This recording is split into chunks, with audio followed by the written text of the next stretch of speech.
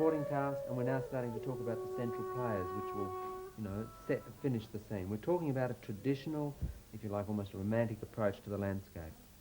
Welcome back to Mountford Granary Art School. This is where the course you're in the middle of was developed as an introduction to watercolour.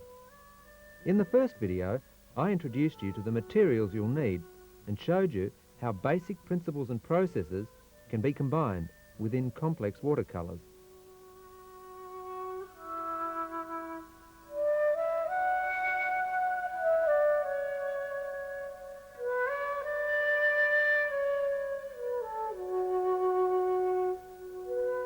This course is landscape-based only to get you started. As you develop in confidence, I'm sure that you'll find your own creativity is kicking into gear. Terrific, that's what we're after. But I do suggest that you treat each little exercise as a necessary and fun way to isolate each learning experience. At the end of this tape, we'll combine everything the course introduces to paint a really very detailed landscape. But there's no hurry. Take your time and enjoy the challenge of each exercise. Some of the little pictures may seem a bit corny at first, but there are good reasons why most of the exercises use very few colours to paint very simple landscapes. They're only a means to an end, giving you a chance to learn through your own experience and to explore a process or method, and of making watercolour as easy as possible. Fun too, I hope.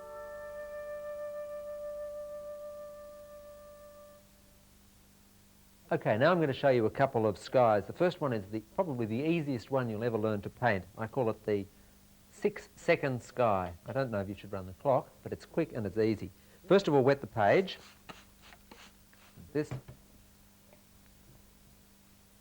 Spread it. And make sure the page isn't too wet, but again, you can vary that as you like.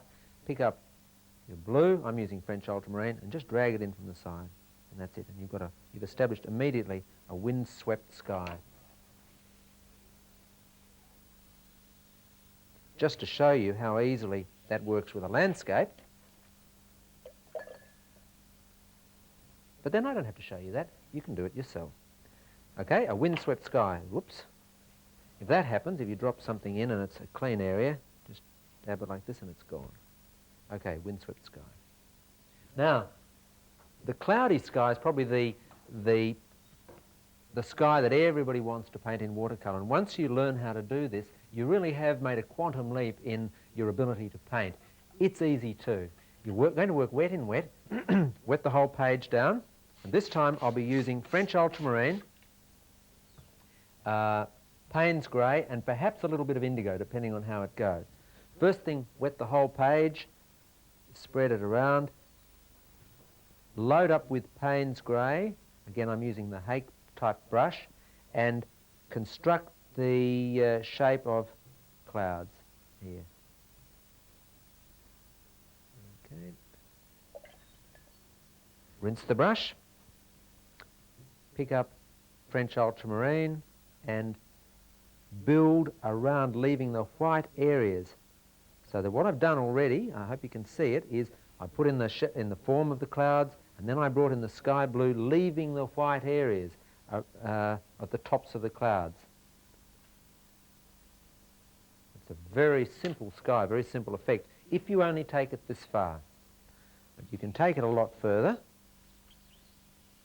And here goes. First of all, dry it, and you'll notice that I'm working flat now. A lot of the other things we've done, the board has been angled. Now next, I'll take some tissue and I'll dab at the top of the clouds. Now, this is so that I can bring in some crisp areas. At the moment, everything's soft and blurry and gentle. By drying this a little bit now, I've dried that area. By drying this now, I've dried that area which I dabbed more than any other part. It's very dry. Now I can bring in some more blue. I'm really dragging it in and create some crisp edges to the cloud. Okay.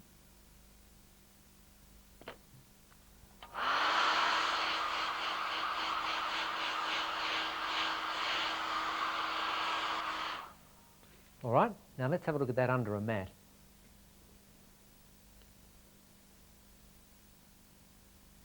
Now, next I'm going to show you how to combine this sort of a sky or the previous sky with a variegated foreground. It's very quick and it's very easy. How did the skies go? Don't give up if you find things aren't working out quite as you planned. Remember, it takes time to develop these skills, but treat them initially as a skill, just a technique. If with the sky you've learnt the basic principle, as you work with the principle and you get more familiar with looking at skies, you should find the skies working more for themselves and for you, rather than you having to feel like you're actually mechanically doing the lot. Now let's combine the 6-second sky with a variegated wash foreground landscape. Wet the page.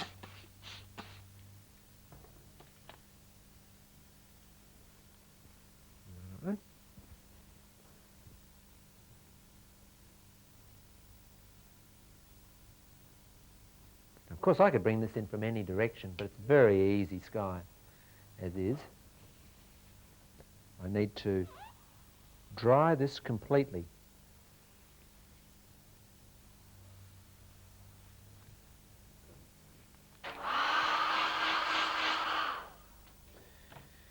All right, now that's dry, and I'm going to bring in a foreground with a variety of colours which work together as I create a wash. This is the variegation part of it. Load up your brush.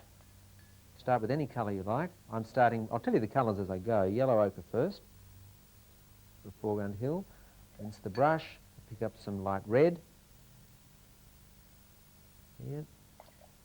Pick up some blue, and starting from there, over to here, pick up some of that Windsor and light red mix, lay in the foreground, and perhaps over here, I'll wash the whole thing away.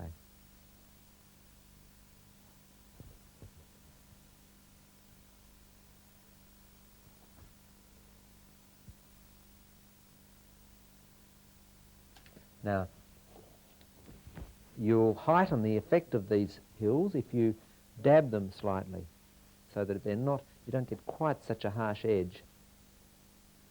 Maybe at the outer edges. Okay, I may have done that too much. I'll come back to it again here. Now, you can work over areas of this and tease them and, run one area into another. You can, for example, I'll pick up a little bit of green and bring it in. I can do whatever I like, really. But the colours are all working together. I'm not pushing them too far.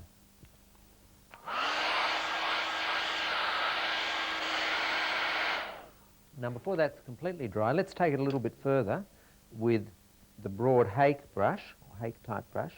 Whatever's on it will do, and follow the slope of the hill and just a hint of grass here and there. Just about do, I think. Might just dab that so it's not too fierce. I might lift that area a bit by rubbing it a bit more fiercely.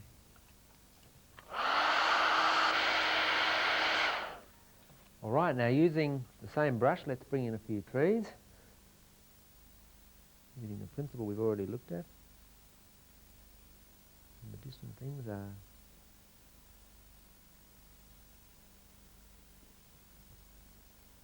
going to recede. Just touch that. Soften down a little. Now I could do quite a lot with that if I want to.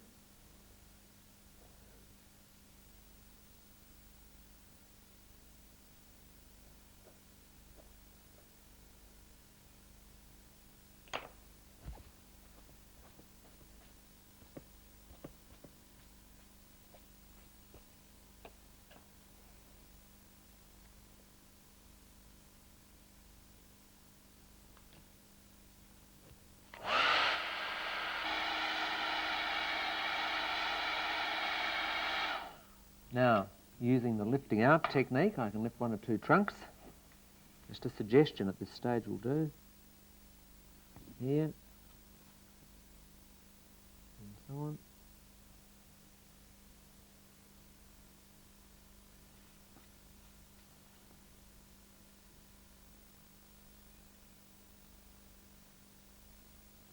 And the last thing I want to show you at this stage is a distant hill.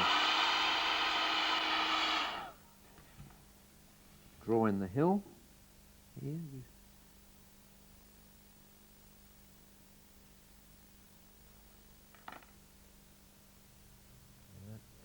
Now in here, I wash this in with clean water.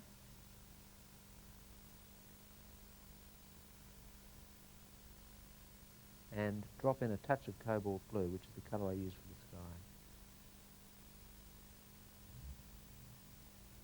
Now, I'll dab this along the bottom, so we only get a hint of the mountain rising up in the sky.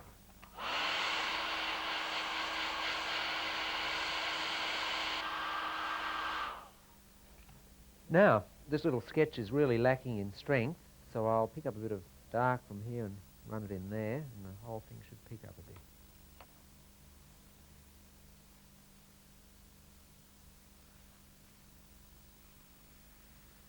Dry it, and let's have a look at it under the mat.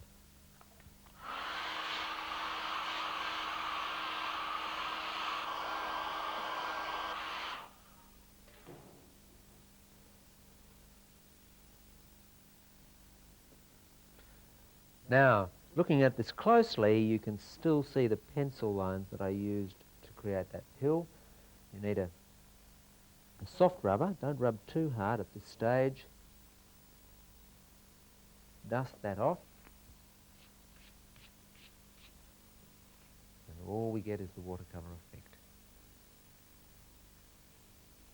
Right, now let's have a closer look at brushwork. We haven't worried too much about the sorts of marks that brushes can make, but it's important at this stage and before we go any further that we do just that. All right, now let's have a look at what our brushes can do. Here's the good old round sable. What's it capable of doing? Is it just a brush for making this sort of line? I mean, there's only so much you can do with that. But look at the way this line can vary. Look at this. And so on. It's capable of all sorts of wonderful things.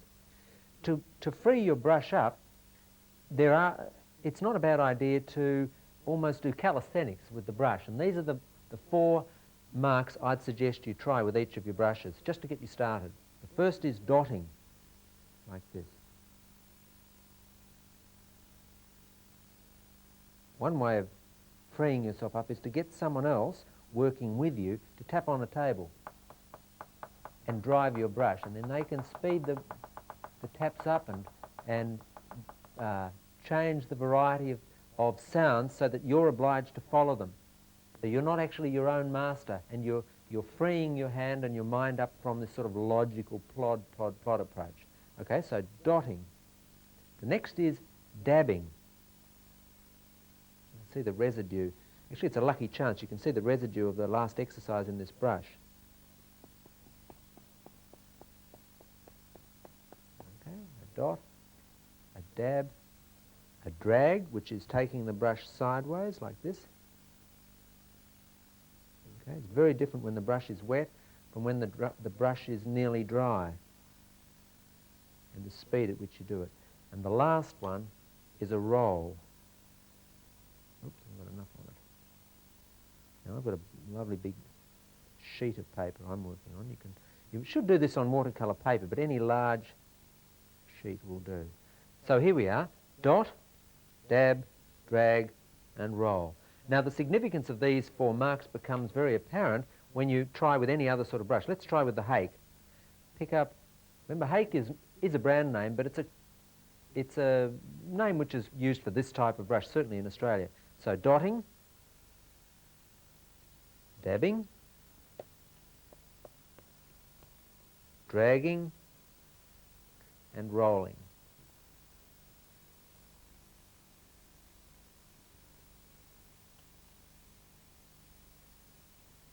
Now just look at that page. With 4 marks, produced by 2 brushes, we've got a very, very interesting surface and a wide variety of possibilities, especially where one mark meets the other. Let's take a completely different brush. This is a favourite of mine. It's a fan blender. This one's actually my favourite brush next to my good sable, and it's seen a lot of action. When they're new, these brush look more like that, but mine has seen quite a bit of action. Let's try the new one then, see what it does. So we've got dot, dab, the grass possibilities there, drag, and roll.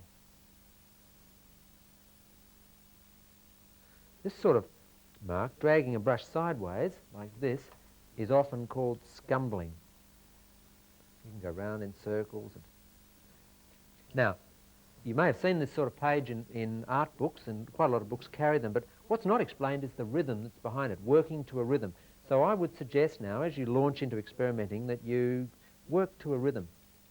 It can be you can work, for example, to this sort of mark. And the sound, if someone's beating it out for you or dragging it out, will suggest the way your brush should move.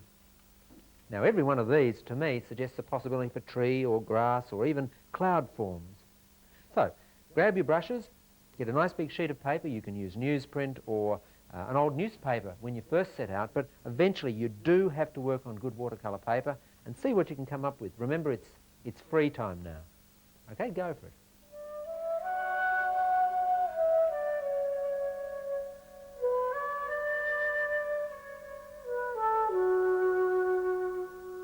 I'm lucky to live in a beautiful place with scenery to paint all around me. Deloraine is in the north of Tasmania, nestled in the Meander Valley, just below the Great Western Tiers. The Tiers run up onto the World Heritage Central Plateau, an area with literally thousands of lakes and tarns. We actually moved here because this sort of landscape was just what I wanted to paint. We've an old farmhouse and original garden, and we look out over a tapestry of farmland, forested hills and the escarpment of the Western Tiers. When you live in a landscape, you start to notice the way that shadows play across the land, the way that the colours change with the seasons, the impact that new ploughing has on green paddocks when it cuts through them, all sorts of things that you might not otherwise notice. And then when you start to paint, your visual awareness increases tenfold. Now, let's try using that new freedom of brush work to actually create the foliage of trees. Have a look at these photographs, and photos are a pretty good way to start working. You can take your equipment outside, but initially it's easy to bring the outside in the form of photographs. And looking down here, you can see that in the outer edge of these trees, that the foliage is actually made up of a number of marks, and it's not hard to imagine creating these marks with the tip of the brush. You can see that there's a slight difference between the character of this mark and this mark over here, and again down here. And if you look up these trees, you can see, again, there's a different rhythm or staccato. Certainly there's a difference between this and this. And the key to creating it is to try to view this as a visual rhythm, whereas before we were listening to an audible rhythm. This is a visual rhythm, and you've got to see it with your eye. It's got to go almost past your brain, straight down your arm and into the tip of the brush, which then recreates this mark as you see it. If you know anything about the right hemisphere, left hemisphere theory in terms of drawing or looking and putting, you've really got to do this on the right-hand side of the brain, which means that the side of your brain that can handle spatial relationships kicks into gear and does it for you. So let's have a go. I might as well use this brush since I've got it in my hand, and I'll try working. Let's start up here with this one. Now, I'm not trying to exactly recreate this tree. I'm just sort of, I guess, being stimulated visually by the tree, and then letting my hand dance to that rhythm.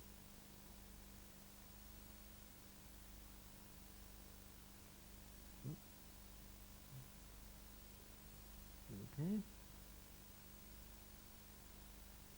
Let's try the same tree with a different brush. This time I've got the fan brush.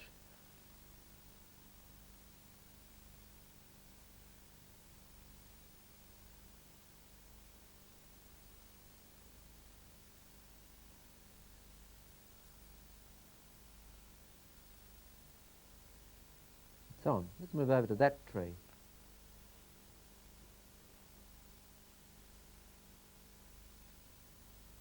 I've loaded up with a lot of pigment this time, but doesn't matter.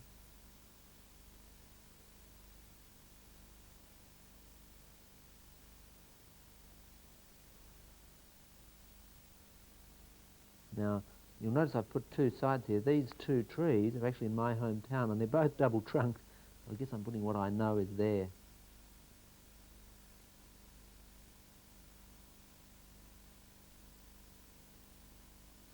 Okay, let's try a completely different brush.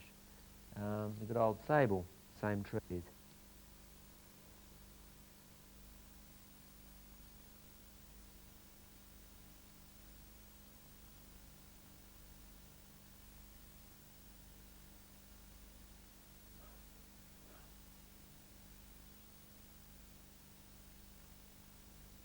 Let's have a look at this area here.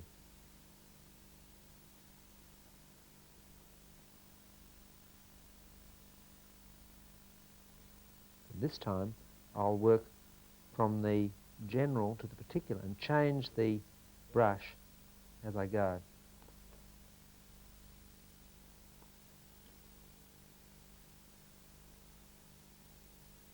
But I built the mass of the tree with a broader brush, and now I'm just flicking in these outer areas. Now, that gives you the key to an approach which I think you can apply all over the place. Let's now create a tree from imagination, just using the rhythm of the brush to do the whole thing. Now I'll start with the split brush.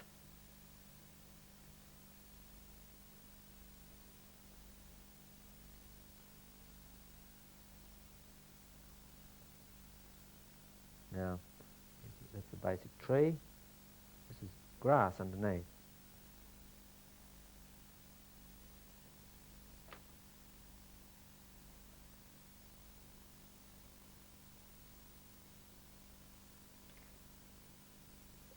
Different brush to there's a different tree in the distance. Now I'm forming the mass of the tree first, or the trees first. I'm using the character of the brush to do it. Now, having established the form of the tree and the shadowed grasses underneath, I dry the whole thing. I won't dry it completely. I'll drag some colours out from here. Give me some of the branches. Bring in some, while it's still wettish, some of these dark areas, because I've actually shown you this technique of building up the shadows underneath earlier in a much simpler form. Try that. Now, I'm going to use a palette knife, which has been rubbed back with sandpaper. It's pretty grungy now, and it easily picks up the paint, and I'll drag in some branches.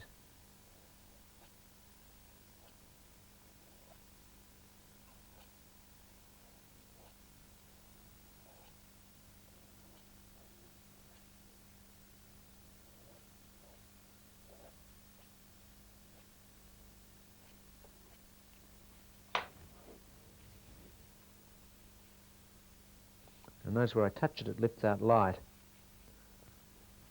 Let's try that a minute.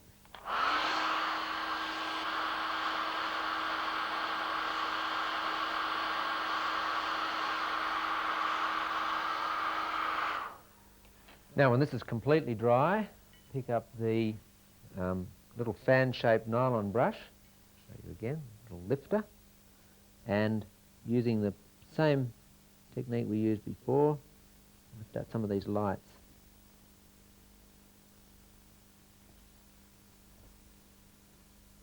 Now, at this point, you'll probably find your tree starting to come to life.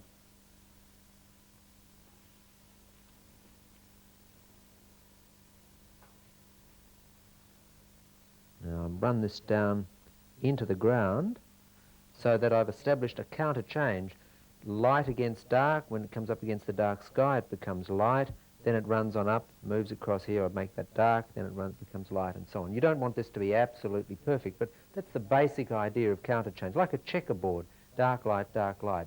The point of, if they were all dark, you'd lose the squares. If they were all white, you'd lose the squares. Dark helps you to see light. Now we're at the stage where I can decide whether or not to add more details, and this can go on and will go on in a later exercise. It can go on forever, as long as you like, but basically I would say it's better to just have a few areas with detail than to have detail everywhere.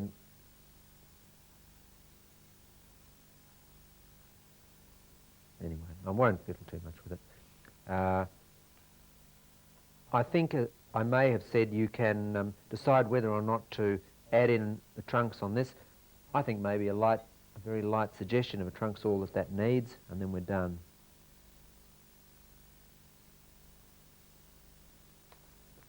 Okay, now let's have a look at that with a mat around it.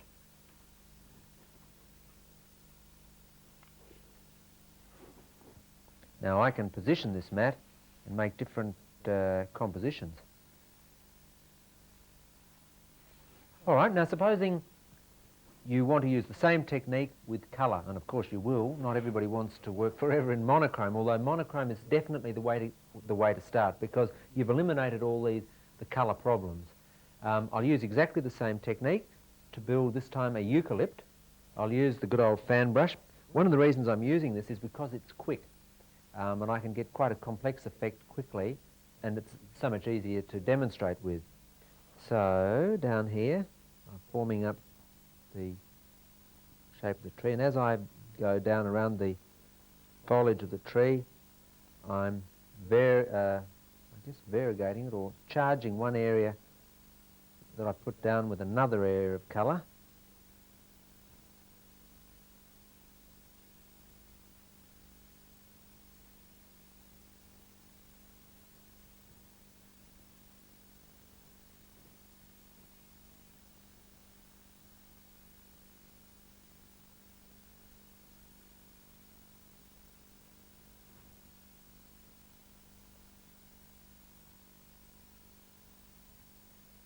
Now I'll dab that with a tissue here and there.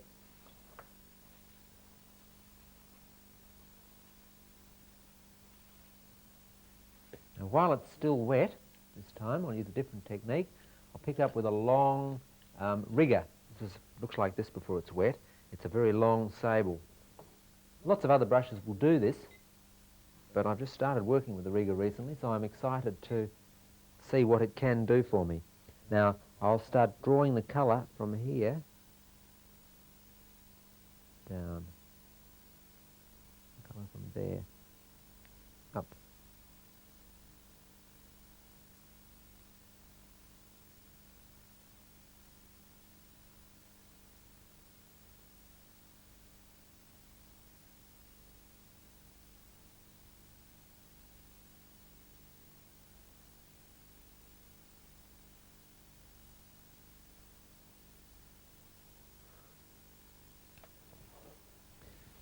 Now I can dab at this anywhere that I like to lighten it or darken it.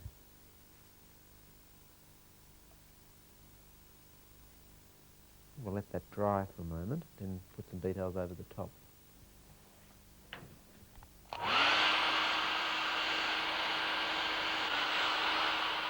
Now I want to show you a couple of things you can do with a penknife at this stage. Dragging out branches, it depends how dry they are. See how that gives me a light area here? It drags out there. It actually, if it's really wet, it sort of where I've abraded the surface, it sponges out that colour, and I'll end up with a dark line later. I thought I'd show you that. Same thing down here in the grass. You can take this as far as you like. Okay, I'll let that dry.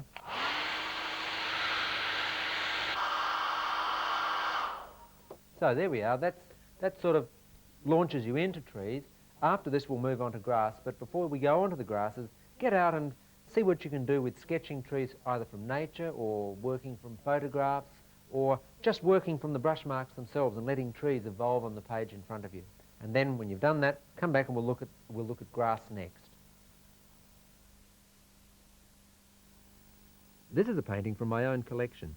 It makes use of many traditional devices of the 19th century romantic watercolour. It started out as a wet in wet. The little figures in the foreground are a classic device. They're painted in gouache, opaque paint mixed with watercolour to bring them forward and give them a sense of solidity. And the rock on which they're standing and sitting has had both a shadow wash of indigo laid over it and the light part in the front lifted using a bristle brush, clear water and then tissue. When you get up close to a watercolour, you start to see the richness of surface texture, normally only seen by the painter. It's the really exciting part, the draggy marks of the brush, little explosions of pigment, flickers of life here and there, and above all, the richness of colour and how gentle areas interrelate with areas of power and excitement. And once you start to paint yourself, this whole aspect of watercolour is opened up to you. All right, now let's go on with grasses using what we've learnt in trees. The basic process with the tree was lay in the basic form, then bring in the shadowed areas, then lift out any lights, then bring in any darks. And you can change the order of that, but in this case with the grasses, I'll start off doing a monochromatic exercise. I'm using the Hake brush and loading up with Payne's grey. I'll just build up a grassy slope here, or suggest it. And because I'm working dry brush, which means with a wet brush on a dry surface, I get the mark of every one of these. You can see how the mark on the brush relates to the mark on the page. And the grass itself is really like grass. So naturally, the mark I get is like grass. Dry this off.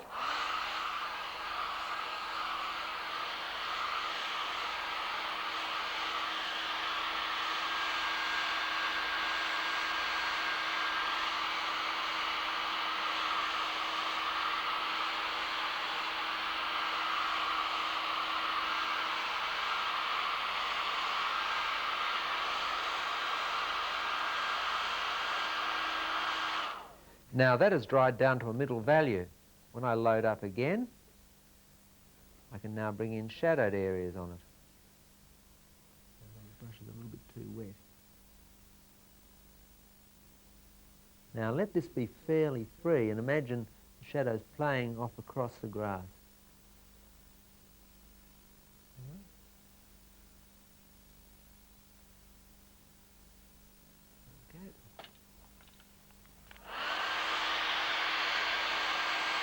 Now,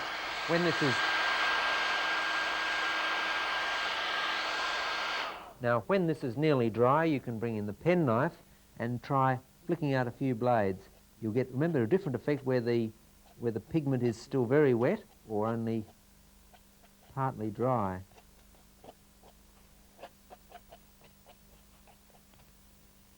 Just experiment with this. There's no right or wrong, but above all, you have to sort of develop a feeling for the grass that you're painting.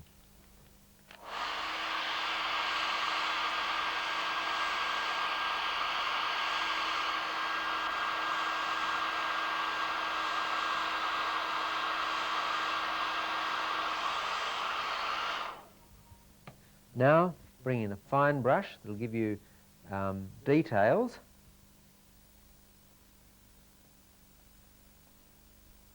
Put in just enough to suggest individual blades.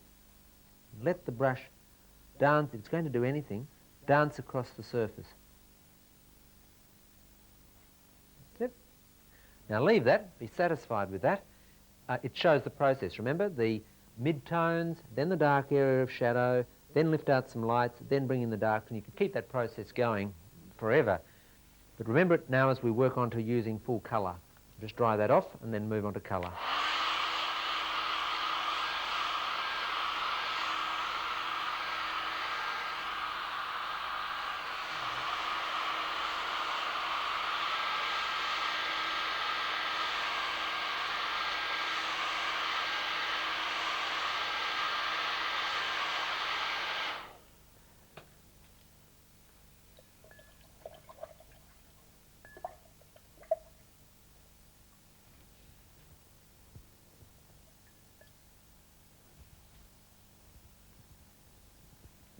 All right, now I've cleaned out my brush. I'm using the same brush, but this time I'm going to load the brush up with a number of colours all at the one time. Now it's a broad brush, and I'm going to load yellow ochre in one area, some light red in another, some cobalt blue in another, and a mixture of cobalt and light red at one end. And then as I work across, I'll expect to see varied or variegated colours flowing through the grass.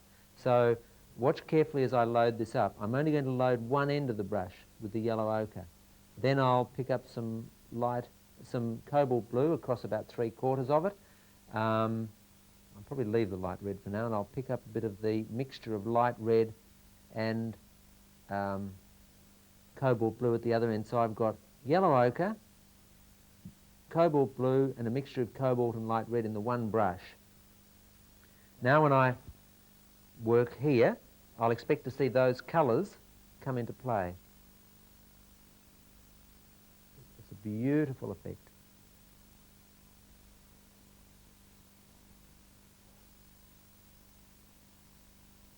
Now remember, I'd be applying this over the top of a washed-in area, the sort of thing we've been doing. Imagine I had an underwash of colour and I've let it dry and I'm working this in over the surface. Let that dry. And that may actually be enough as it is. You might be perfectly satisfied with that on the top. Depends whether the grass is the subject, and too many details, for example up here, this sort of detailed work may actually spoil the overall effect on a picture. This may be all you want. Let's let that dry. Now about now I start to get excited because something's coming to life. We've been working on exercises, but there's the sort of a feeling of getting going and not working strictly to an exercise at this stage. I've actually got to work now with what's been created on the page.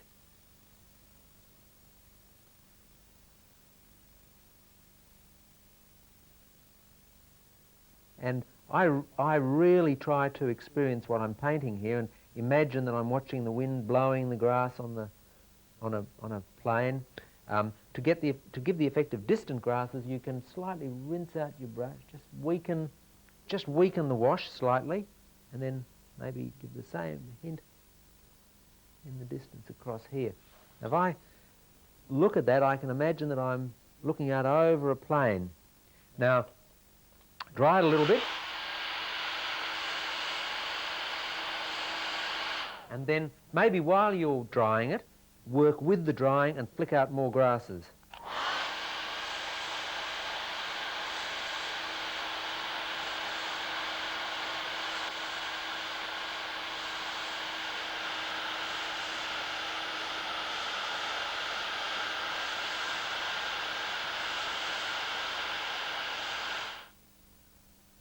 Okay, now let's work some detail into one area on this in here. And I can just, flick these in here using a very fine brush. Not too many or it starts to look really corny. And not always in the one colour. I've loaded up with blue now.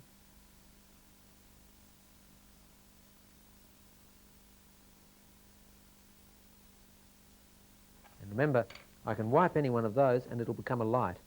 See that? And when I wiped this blue line, it became light on the lighter part. That blue area, which works quite well as a little shadowed grass piece, when I wipe it, will become light. And so you can work over the whole thing. I'll go to the split brush, which speeds things up a bit. I'll show you quite a sophisticated effect you can achieve with this. Run the wet brush here, then wipe the whole thing. Oh, didn't work very well. Try again. When I say it's sophisticated, I expect it to work. There. Now I'll come in with some dark. The same area.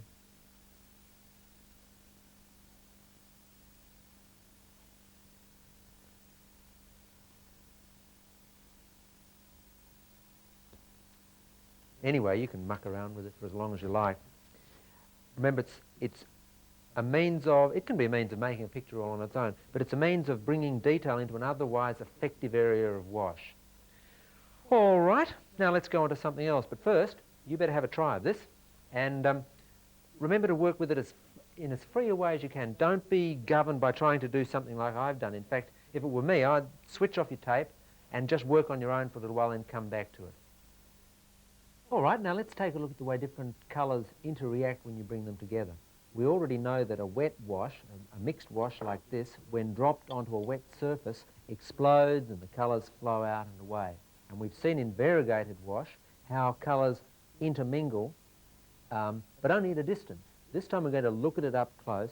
This has nothing to do with landscape at this stage, and just simply observe what happens when we put one colour into another at different stages of the drying process. I'm going to use one of my palettes upside down to make a circle. Anything will do. I'm working on an exercise sheet. And the first thing that I have to do after making the circle is to wet the area inside the circle with clean water.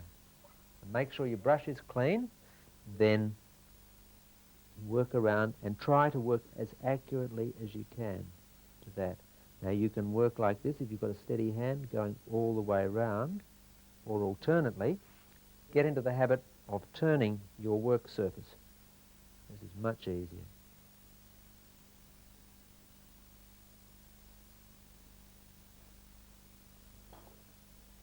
The only way you can tell where you've put the water is by looking across the surface to see the light playing across it.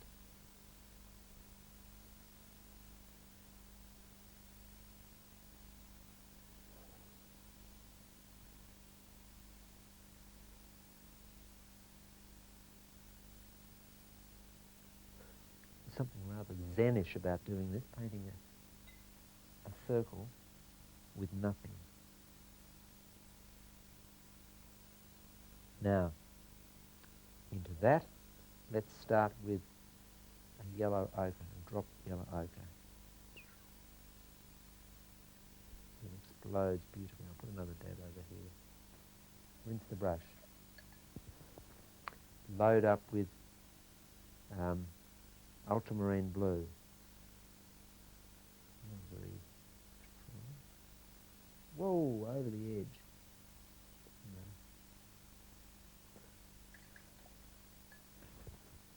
Now, Payne's grey.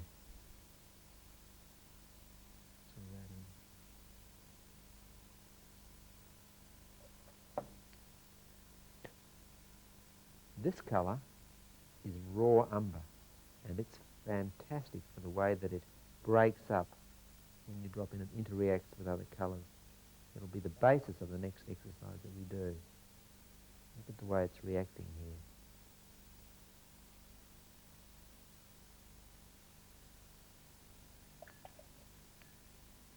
A little bit of light red next.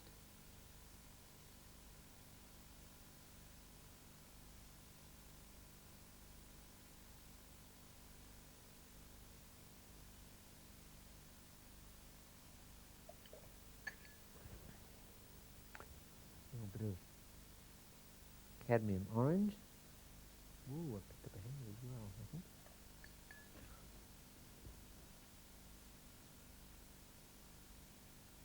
Very thick.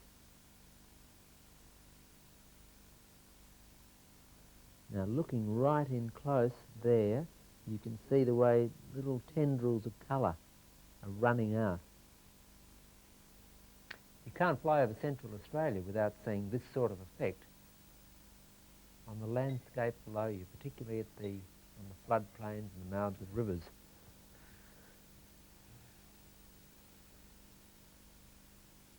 Now, just experiment with this any way that you like, dropping colours in, but make sure you leave some light areas as well.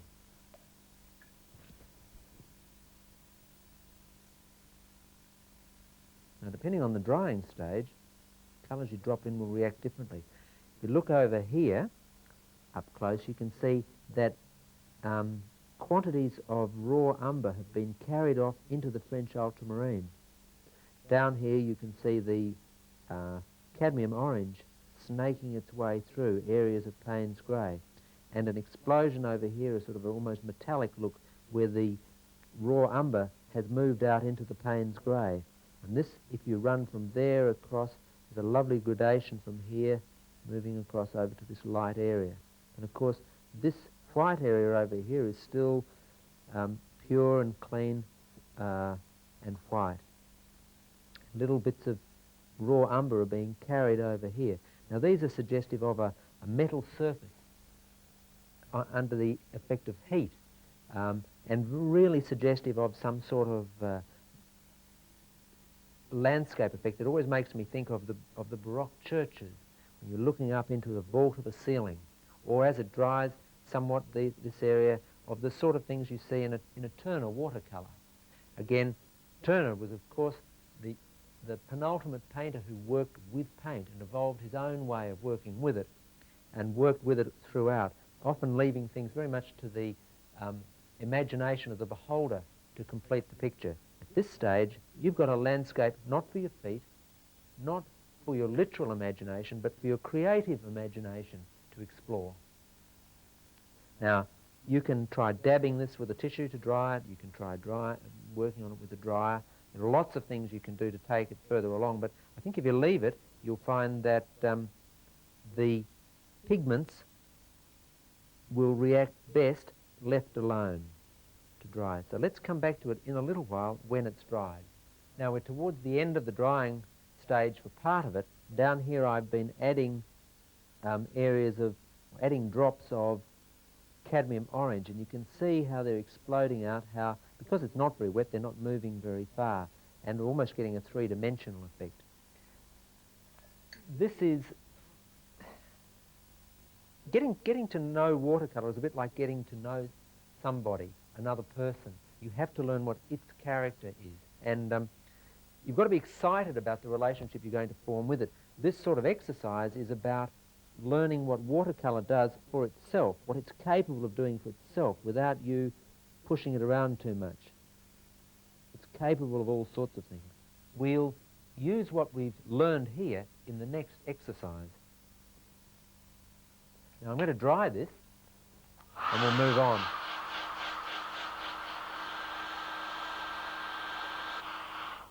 Now you may have been wondering why I got you to draw a circle and work in a circle. It's actually the way I evolved for showing kids. But for adults, I rather think of it as being like creation of a mandala. It's a break from what we have been doing. And in the case of the kids, what I get them to imagine is that this is actually a planet, and I get them to paint in this background area with black. But for adults, that same exercise is quite valuable because you're learning to paint the concave side of a circle, or in my case, not paint the concave side of a circle, and then you're learning to paint the convex side as you work around it.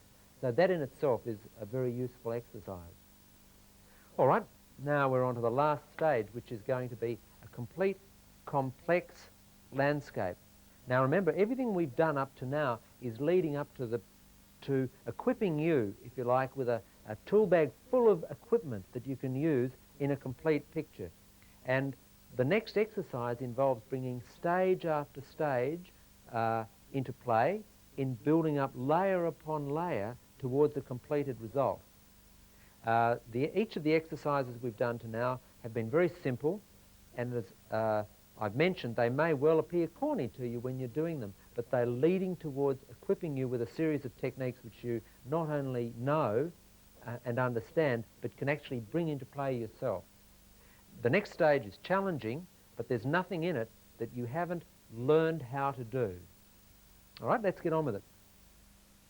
I painted this after travelling into the wilderness in Tasmania, and it's a composite of three places: Lake St Clair, Cradle Mountain, and the Great Lake. It's not painted of any particular place, but it's painted as a response to nature, using all that I know about watercolour. In the romantic tradition of watercolour, you're actually setting up a stage on the picture plane. You've got a backdrop, a supporting cast, and a central player. In this case, the cloudy background I see as being the backdrop and the lighting. The mountain, the foreground, and the trees off to the left really are the supporting cast and set the scene for the tiny central player, which might be either the tree on its own or the play of light upon the lake in the distance, or perhaps it's the interplay between those two. All right, now, this is where we bring it all together. The last exercise, as I said, brings all the exercises that we've done into play, one with the other, to to produce a complete landscape.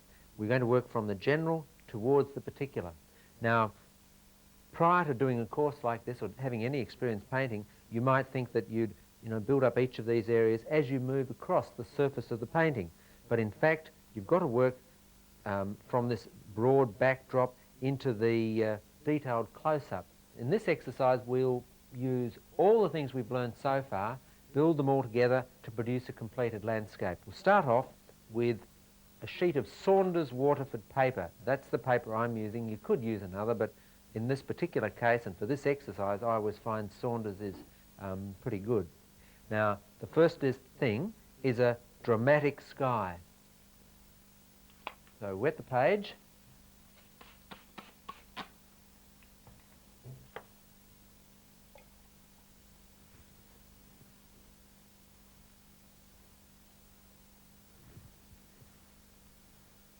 Build in a very, a very simple cloudy sky.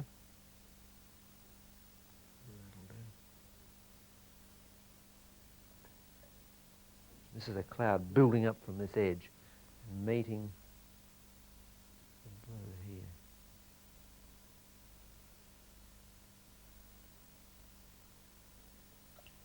Now, before I do any more with that, in this lower area, I'll drop in some of the raw umber. Start to suggest land here. And some of the foliage of the tree.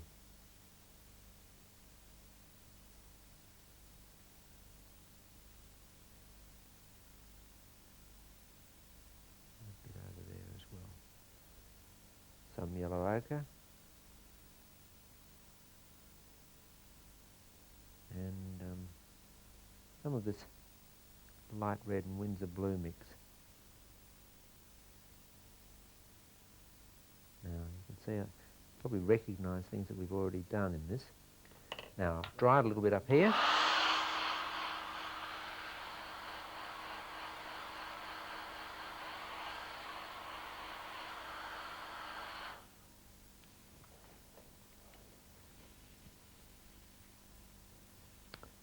I want some crisp edges.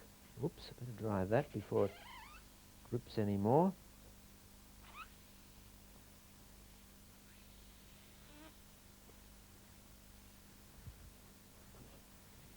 Dark areas too dark. Now, clean the brush.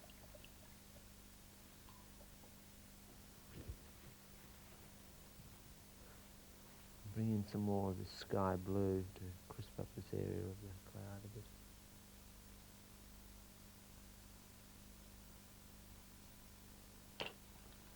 More.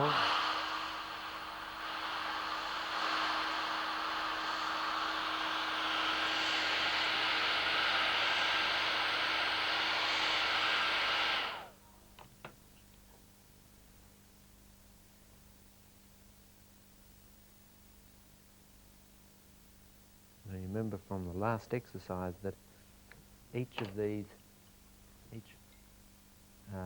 next pigment, each next bit of wash will react with the areas before it. Now I'm putting in some lighter details. And still I'm working wet in wet and letting the pigments explode into, or to suggest things like blades of grass and leaves, the dark sky and so on. They're all very rough. Around about this stage I have to start looking into it and starting to believe in it myself. I'm really watching something evolving. Now the brushwork is totally free. Remember, we've spent a bit of time looking at this. There are no specific instructions I can give you for doing this. You've just got to work with it until it happens.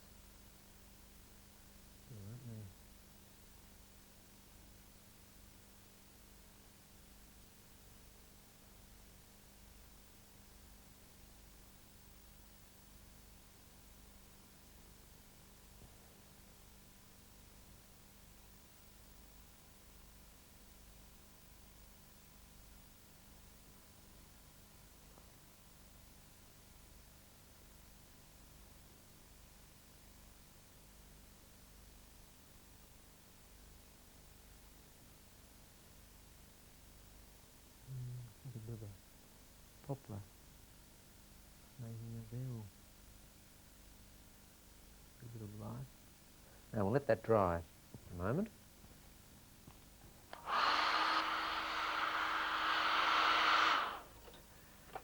Okay, now I'll start lifting out some of the lighter areas with the flat nylon brush. You know a lot about this already.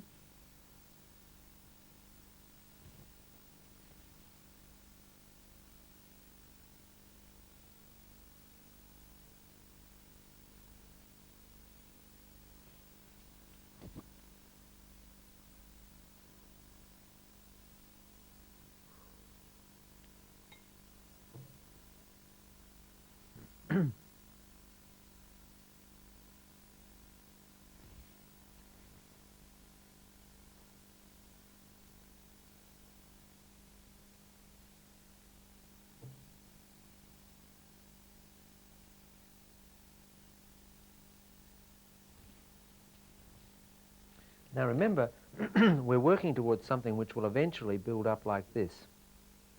It may seem hard to believe at this stage, but that's a third of the way towards that. Try it again.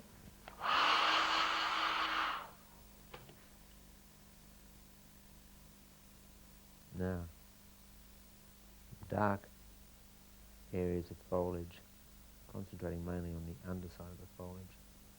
But again, the shadows can appear anywhere. It's a bit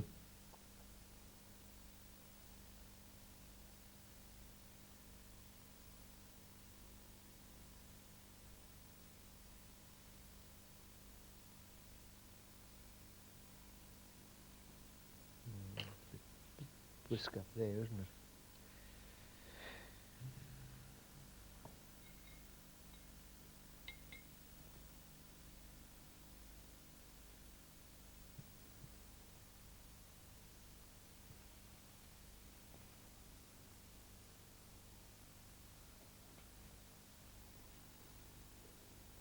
Some dark areas.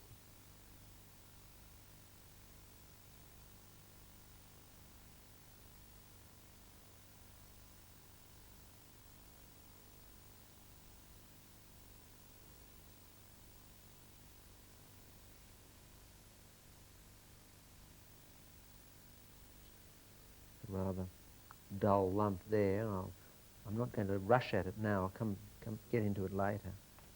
This start using some fine details now.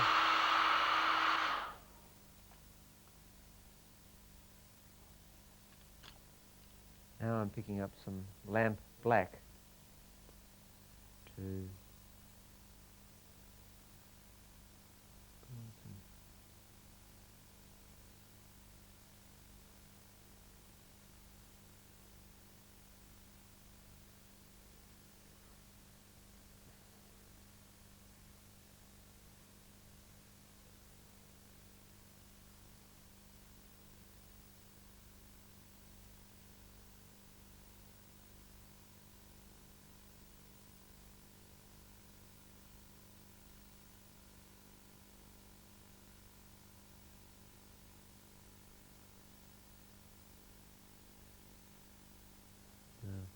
whole thing's fairly dark still. Right, in other words, I haven't got very good counter change going yet, so I'm expecting to have to do quite a bit of lightening up as I go.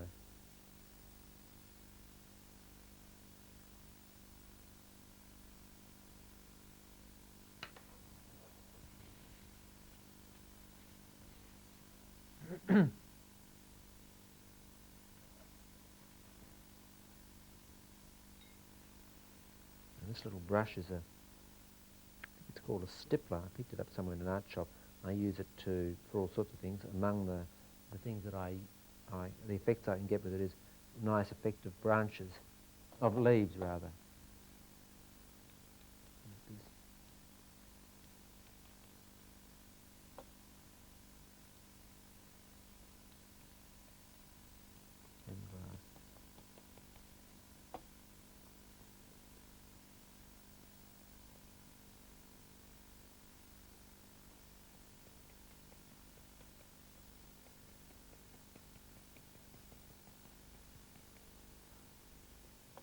Now, at this stage, your imagination really has to have taken over.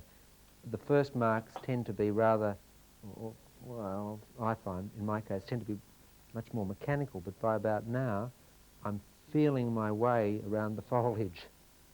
The only way I can describe it.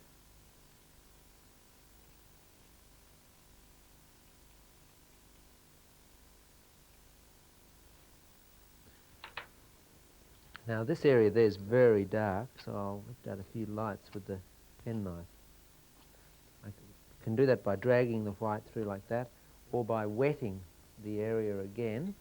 Any area I want to lift something from, say for example I want to lift something there, I can wet that area, hopefully. I don't put too much on and drag through it to use the penknife to create light. Or I can rub right back to white paper. That's a little bit too white, but you can see how it's lifted the whole thing out. I'll dull it down again, just a fraction.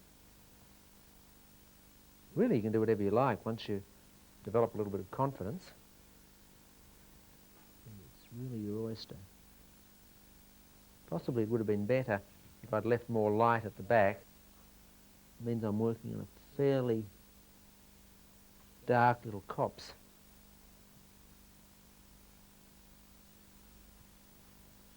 Instead of working from light to dark, which is desirable because I've got the background so dark here, in many ways I'm working from dark to light. Now, I'll dry this a bit more. Now, I am a little bit worried about this area. It's very dark, and so I'm going to bring out this area so that I can play the dark of a tree against the lighter area in the sky, and so this will become really the supporting cast to a central player there, a tree in there. It doesn't have to be a complex-looking tree. It can be just a suggestion of a tree, but it should reach out into the light a bit.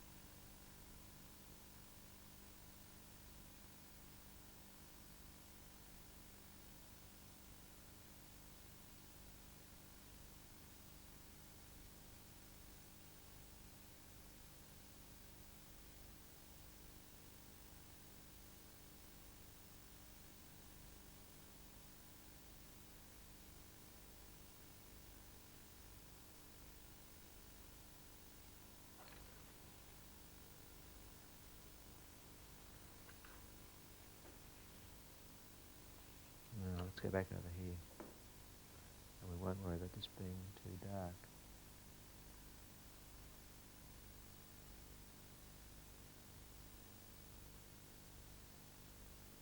Now, what we're doing here is really a very old-fashioned exercise in order to learn certain basic processes. My own work doesn't involve this approach at all now, but I do recognise it as an important stage of development if you want to understand traditional Western watercolour. Now we can start to see the picture developing in a landscape sense. I'll bring the mat in for a moment and we'll have a look at it because I'm finding this fairly distracting. It's a little harder to see it as if we're looking through a window into a real world.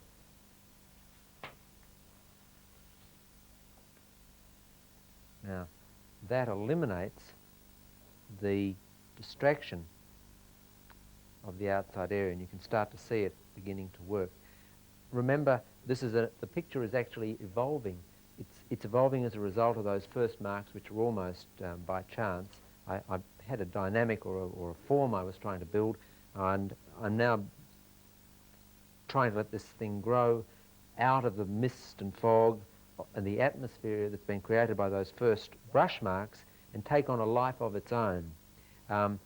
This is where painting traditional landscape becomes really exciting, when you find yourself actually not only working with the paints, but almost working with nature itself. You're creating trees which seem to grow, and all you have to do is use your imagination to pursue the details. And as you sense that a detail would be here or there, or it would be nice to see something here, immediately flick it in.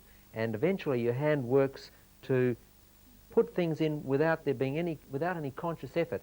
And so you find your hand and the picture working together with your eye, and the picture, the whole thing just grows up of its own volition. In other words, you can't be logical about everything, and I don't think it's such a sound idea to stop and think and say, well, I might put a little bit here and I might put a little bit there. It breaks this flow of letting the picture just evolve itself. This will only take about 20-30 minutes, this exercise, if you're not stopping and talking like me all the time, and you should finish it and put it aside and do another one. That's the way to progress. All right, well, I'll keep on with this.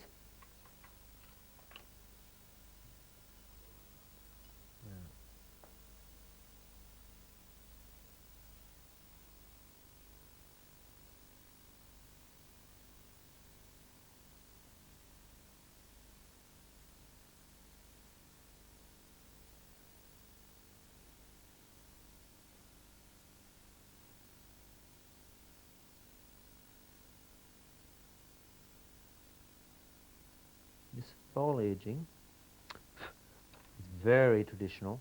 There's a beautiful book I've got that came from England showing how in the history of traditional English watercolour you can recognise different artists, even though their work might look very similar, solely by the marks they use to make foliage.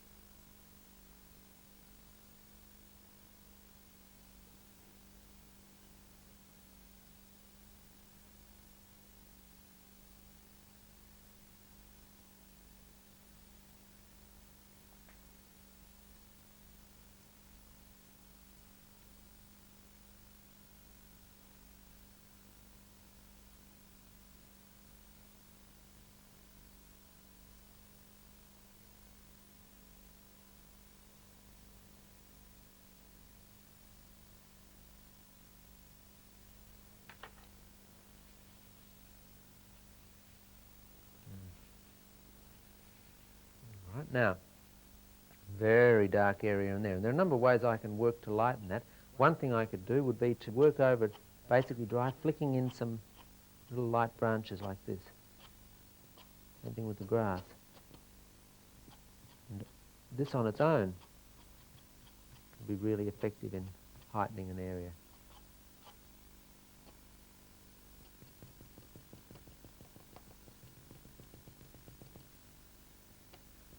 Remember, I'm really pushing this along so that I can show you different techniques. I have to keep in my mind, or out of my mind, the idea of creating a work of art. It's an exercise in watercolour.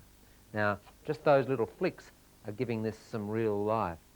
Let's try producing the number 2 no-no in watercolour. The number 1 people usually talk about is black. Don't introduce black to a watercolour. Black muddies the colours and so on and so forth. I say there are no rules in watercolour, only consequences. You can see the result of me using dark colours. I've ended up with a very muddy area in this one on its own, but hopefully by the time I finish, this dark area will play well against that light area. The other rule is don't use white. Chinese white, when you introduce it to a colour, mix it in your colours, turns these colours from transparent to opaque.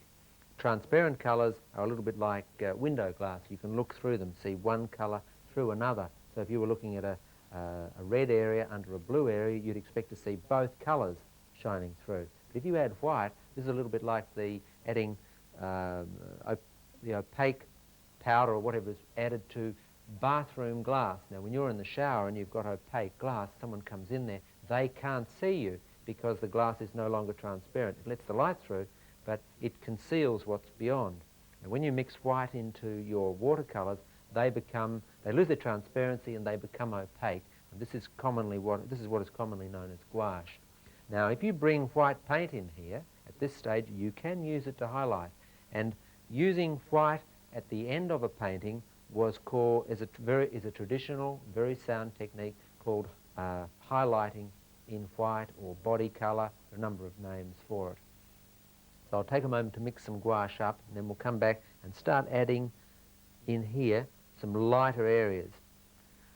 All right, now I've mixed up some gouache. If I put this on as it is, that white, it's really going to glare. So I'll add in some yellow ochre.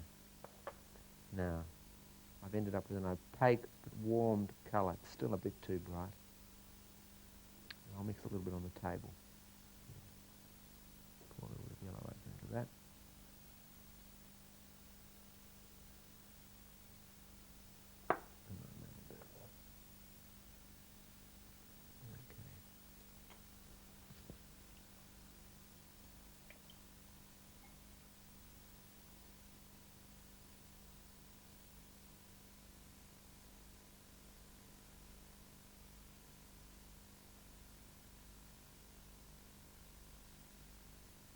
Here we go.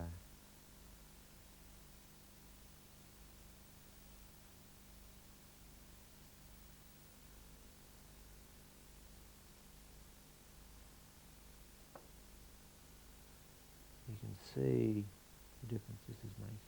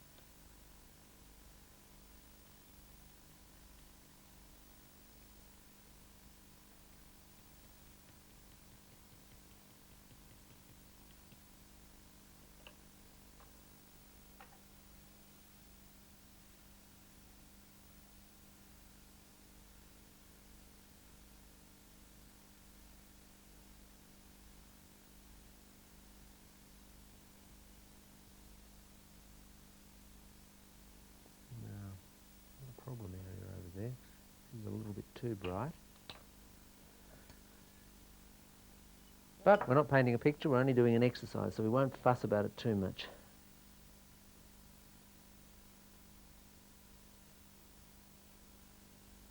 I'd like to show you this compared to a couple of previous exercises so you can see the different ways this can go. This is a much lighter result. I've probably use the space a little bit better, but it's only exactly the same process. And I find that each time I do this exercise, I evolve different brush techniques. You can see the brushwork in here is much more delicate and there's a lot less work involved. This one, because I came in very heavily at the beginning, I've had to work into it a lot more to bring it out. This one over here, which is basically the same composition, there's less impact of these browns and so on. It really depends on what colours you've got lying around and what you drop in.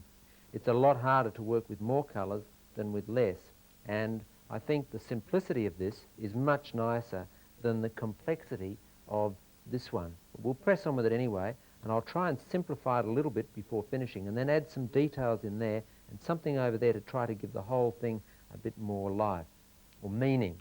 Now, I can lighten and I can darken. What I'll probably do is darken that area there. I think I'll darken that area there first. So I've got a lot of dark there, but I'll produce an echo over here. And perhaps something there as well to cut up across that bit of light sky to give me a counter change. Now immediately it's composing better. Dark areas are not a problem unless they're everywhere. And there's no rest, but now we've got a bit of respite, I think, from there to there. Now I'll cut across to here and a bit of punch to this.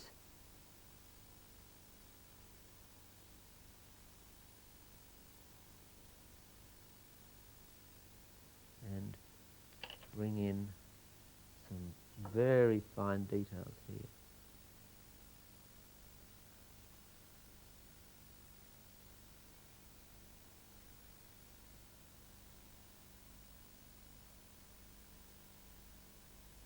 Too fine and too obvious. I've got to get rid of them. Now, if you get a problem in an area like that, they're just a bit too much. Lift them out a bit. Just soften them down or something. And add it with a tissue. And it'll all come out in the wash.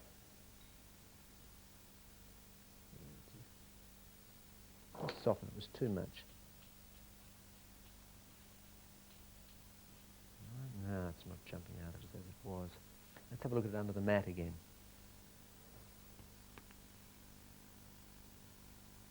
That's not so bad when you see it without the distraction of the side here. Now, a little bit of light, one more time, something up here, and light in this area.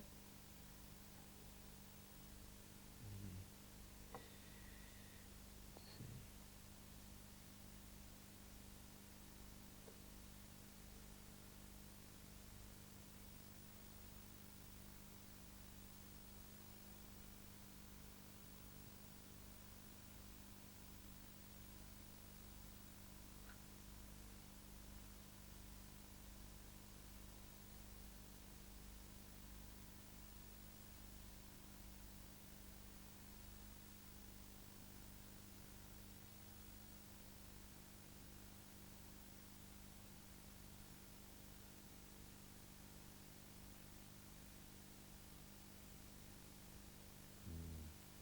Really getting quite fussy now. Okay, but it's just for fun. Now that little light area down there, if you're going to sign, in this case, is the perfect spot. Pick up a very fine brush.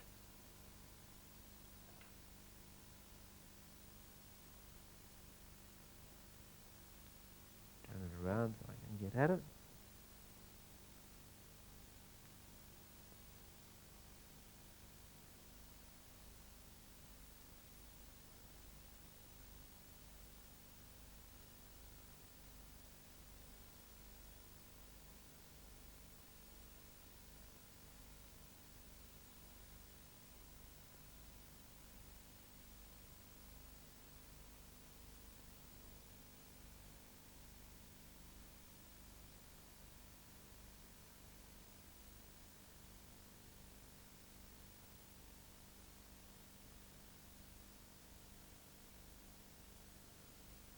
Now I sort of indulge myself a minute or two going in and exploring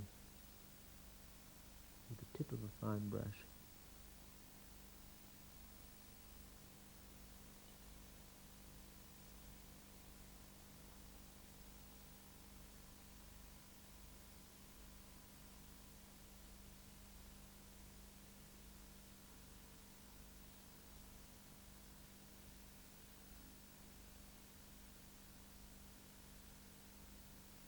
It's actually getting much better, I think, now.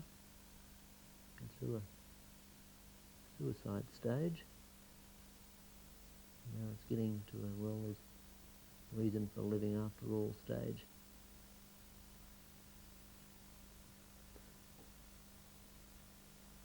Painting when you've got someone watching isn't easy because you're very aware that this has actually got to work. You're not painting for yourself. And really, you should be painting for yourself.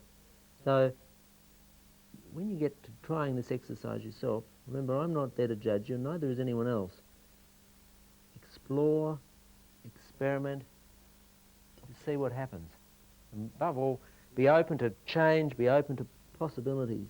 And if you find yourself getting into it and going off into a completely different direction, then follow that direction. Anything that'll teach you about paint. Okay, let's make it more light now, I think. That's better. Now the final stage is just a suggestion of texture here.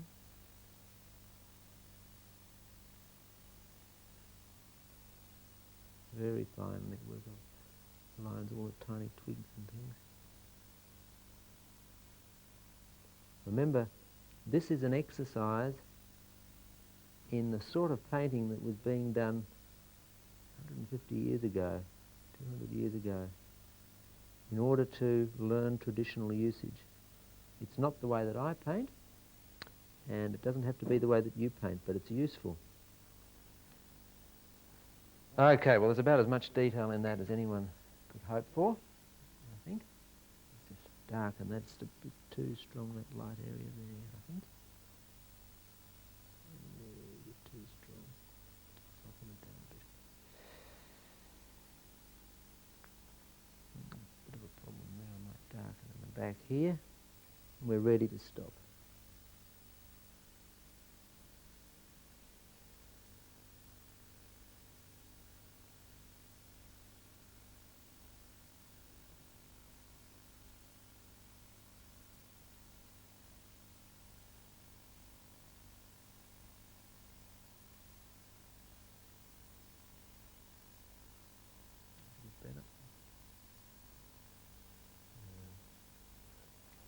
I think that'll do. Let's take the tape off and see what we've got.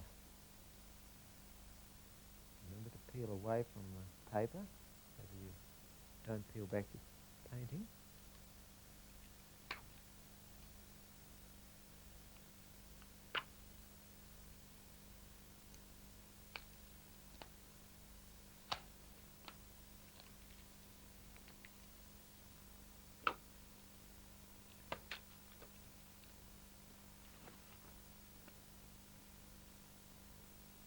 Look at the difference down here when I peel the tape off.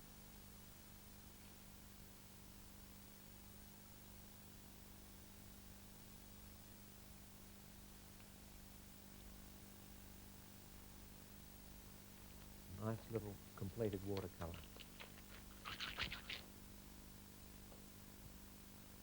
And only about half an hour out of your life. Time to get on with another one, probably. Let's just add a few little light bits in there, just to brighten that area up a bit.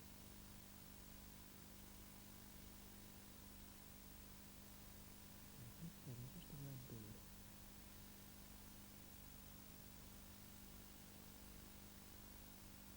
Any more? Now once again, the comparison between this one and the previous one shows you how within the one exercise you can get very, very different results. If I look at it under a mat,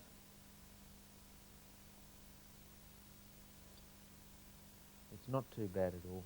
And if I compare it to the earlier photograph of the tree, you can see how these exercises of working up the dotting for the foliage have actually led towards the completion of the foliage in this painting. All right? This one will take you a while because you're going to do a number of them, please. Go away and have a shot at it. Well, there it is. That's the whole thing. We started with simple exercises and we've worked right through to a fairly complex little exercise at the end. You really only need paint, a brush, some good paper, a little bit of time, and a little bit of optimism. And one other ingredient, the determination to see the potential in yourself, not only the potential in the work, but the potential in you. If you've got the enthusiasm and you're prepared to work at the exercises, you can become a very effective painter, not repeating what I've shown you, but evolving your own way of working. And really, if you ask me what I would like you to get out of this tape, it's just that thing, to feel that you are empowered to go out and work for yourself, to evolve your own way of working in the same way that you develop your own companionship with any other person or on the planet, a different relationship than I'll have. All I've tried to do is show you a few traditional tricks or processes that can be brought together so that you can learn your own way to communicate, not only in watercolour, but with watercolour itself. That's the really exciting thing, getting into tune with the paint and basically communing with yourself through the practice of painting. And above all else, it should be fun. Good luck.